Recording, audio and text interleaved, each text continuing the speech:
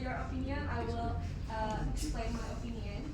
So for me, as we have mentioned before in the previous chapter, human resource management is the form of company's investment that using really high cost.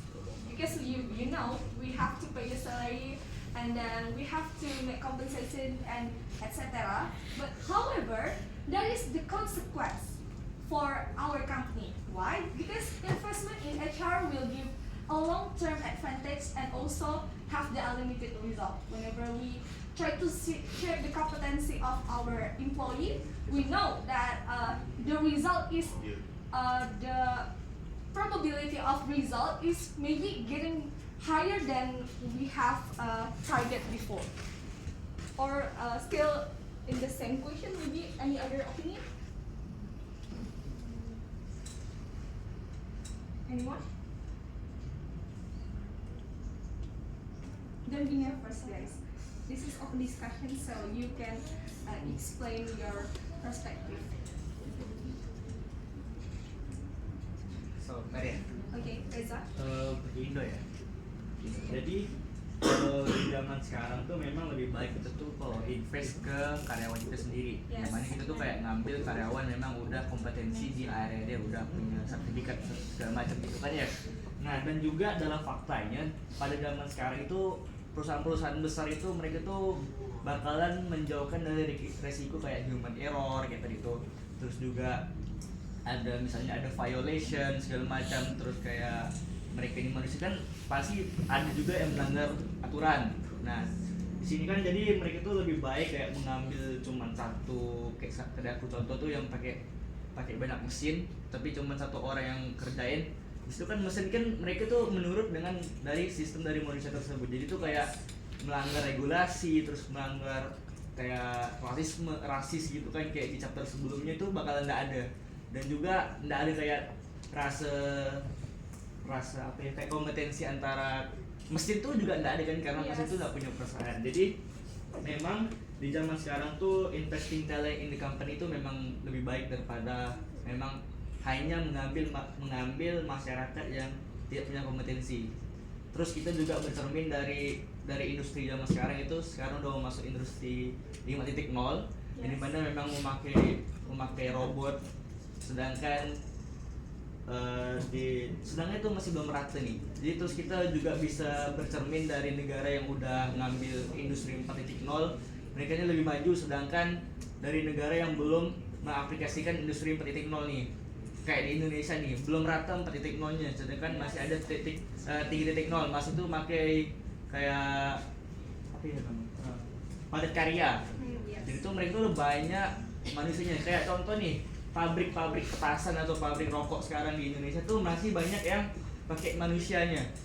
Jadi kayak resiko yang kebakaran segala macam tuh masih banyak. Nah, sedangkan kalau kayak di perusahaan yang udah industri 4.0 yang udah pakai teknologi yang bagus, pakai mesin tuh semacam itu tuh udah jarang terjadi kayak kebakaran segala macam. Jadi investing talent di company itu sangat perlu.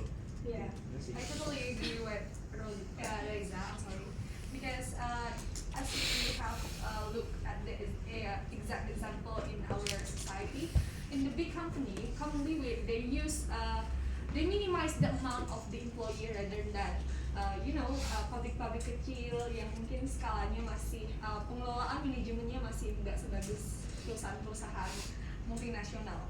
Jadi mereka try to optimize their performance with using the best HR that they can create. Okay, we move to the next question. It is about learning culture. In your opinion, will the learning culture in the company can have effect on the company's competitive advantage? Jadi, I translate it. Jadi kalau misalnya menurut pendapat kalian, apakah kultur untuk cara kalian belajar di dalam company itu bisa mendukung daya saing dari perusahaan kalian? Okay, Juan? My name is Juan. My answer is yes. A learning culture can have a significant impact on a company competitive advantage. A learning culture refers to an organizational environment that promotes continuous learning, growth, and development among its employees. When a company fosters a learning culture, it encourages employees to continuously acquire new knowledge, skills, and insight, and to apply them in their work. Okay, any other perspective maybe from here? Okay, Ahmad.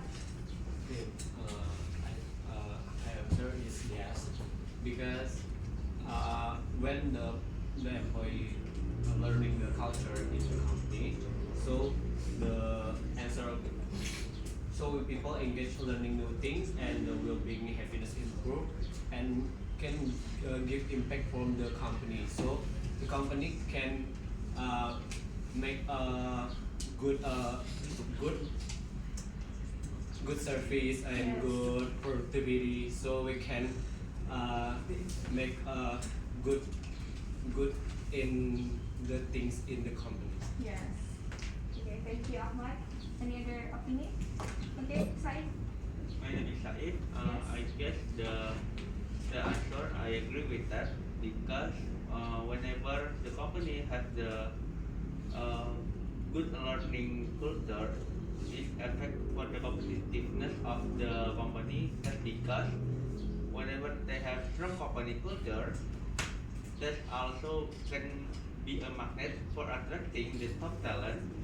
And also whenever they have the good and strong company culture, it improves the employee morale and motivation, and the employee will respond well and better engage for the productiveness, and also the employee also know that the company or the organization is investing for them.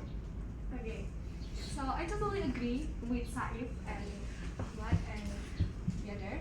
Okay, do you want to give your opinion? Okay, so whenever we have a learning culture, as we know, every company have their own learning culture, how they work, how they make the teamwork, right? But why the reason why this is can be the competitive advantage is, as Saif have mentioned before, it's about the value and moral in the company. It is difficult for other company to try to untuk mengikuti cara kita bekerja.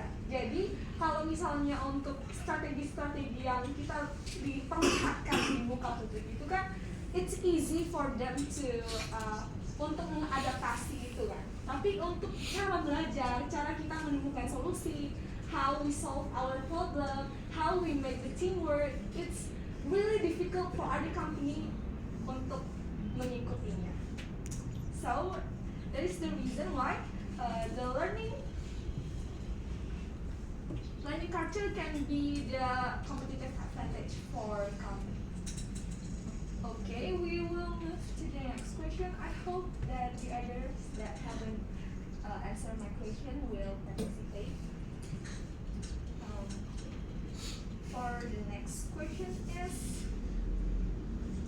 okay, in the book, there is like articles we titled "Driven to Develop Employees." The example is from Ari University. Have you read it before, guys?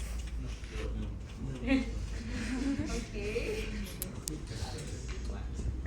I will give the sentence. Okay. So the learning culture in Ari University is driven by the founder belief that successful business must train, employ, and reward the best people. So I want to ask, based on that statement, can you give your opinion about company main focus on the people that will have the big impact on the company? So let me simplify it, right? Jadi di dalam artikel tersebut, jadi di Ari University ini mereka tuh mencari orang-orang yang mempunyai potensi tinggi, terus mereka maksimalkan, mereka develop gitu. Jadi pertanyaannya, menurut kalian, apakah tindakan tersebut sudah benar dengan mempertimbangkan pekerja-pekerja yang mempunyai performance standar? Apakah itu adalah sesuatu yang adil menurut kalian? Okay, Saif. My name is Saif. I think what Ari University do is the good thing. Yes. Karena Ari University ini mau melihat tuh kalau employee yang udah mempunyai performance yang tinggi dan memiliki potensi untuk berkembang yang tinggi, Okay. itu tuh jadi kalau dia investing ke mereka itu nggak buang-buang uang dan nggak buang-buang waktu. Yes. Karena kan udah tahu nih potensinya tinggi, udah tahu nih performance-nya bakalan tinggi, itu jadi lebih baik kan daripada buang-buang uang sama buang-buang waktu untuk yang performance standar dan potensi yang lebih rendah, mending ke yang tinggi aja sekalian. Jadi itu nggak buang waktu, nggak buang uang, dan juga bukan investing yang goreng-gorengan dong, kayak yang buang-buang kayak yang gacha gitu. Yes. Any other opinion? Okay, sorry, media first. I think it's a very good strategy karena perusahaan tuh karena menurut saya perusahaan tuh sudah investasi yang bagus ke employee yang mempunyai potensi yang bagus tersebut, tapi tidak ada salahnya perusahaan tuh membuka peluang yang baru buat orang lain juga buat masuk. Jadi tidak cuma orang-orang itu aja yang dalam perusahaan. How about Reza? Okay, so I believe that Ari main focus is one those people who have a big impact on the company as they are one of the employees there. It can help the company to grow and then succeed the objective of the company. But also we can recognize and reward those worker who are already like working according to standard. Jadi karyawan-karyawan yang kerja di standar-standar gitu tuh harus di rewarding juga, karena mereka juga tuh mengambil bagian dalam menyukseskan objektif dari company tersebut. Okay, how about Juan Iman? So, while a company prioritizing high-performing employees can be beneficial for a company itself, it is also important to acknowledge and appreciate the contribution of workers who consistently meet or exceed the company's standard, even if they may not be considered as outstanding performers. These employees form a backbone of the organization and contribute to its day-to-day operation and overall stability. It is crucial for a company to recognize and reward the effort of all employees regardless of their performance level. This can be achieved through performance evaluation, feedback, training opportunities, and appropriate compensation. By doing so, the company can foster a positive work culture that promotes employee satisfaction, engagement, and loyalty. Okay, so any other opinion?